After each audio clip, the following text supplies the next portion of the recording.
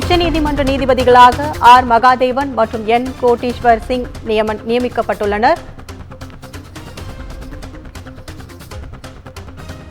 உச்சநீதிமன்ற நீதிபதிகளாக ஆர் மகாதேவன் மற்றும் என் கோட்டீஸ்வர் சிங் நியமிக்கப்பட்டுள்ளனர். அதை அண்மை செய்தியாக பார்த்து வருகிறோம்.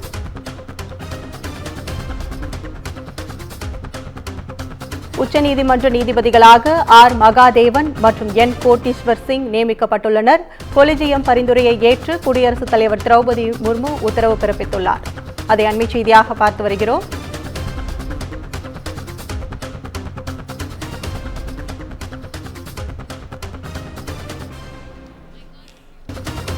கொலிஜியம் பரிந்துரையை ஏற்று குடியரசுத் தலைவர் திரௌபதி முர்மு உத்தரவு பிறப்பித்துள்ளார். கூடுதல் விவரங்களை வழங்க செய்தியாளர் சுந்தரம் இணைப்பில் இருக்கார்.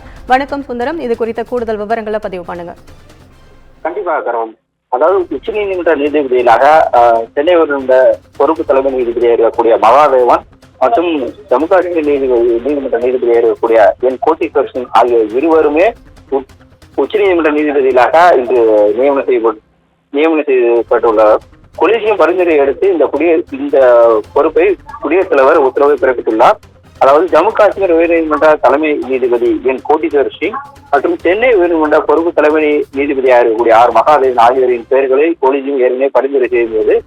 இது 2 இடங்கள் காலியாக இருந்த 2 இடங்களையும் கொலிஜியம் பரிந்துரை ஏற்று குடியரசுத் தலைவர் தற்போது ஒரு உத்தரவை பிறப்பித்துள்ளார்.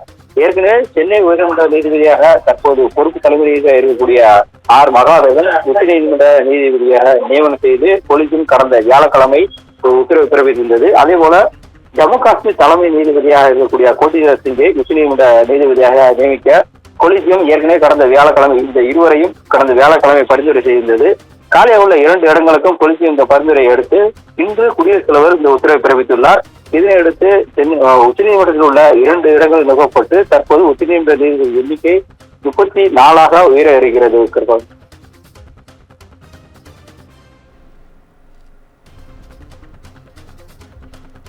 உங்கள் விவரங்களுக்கு நன்றி சுந்தரம்.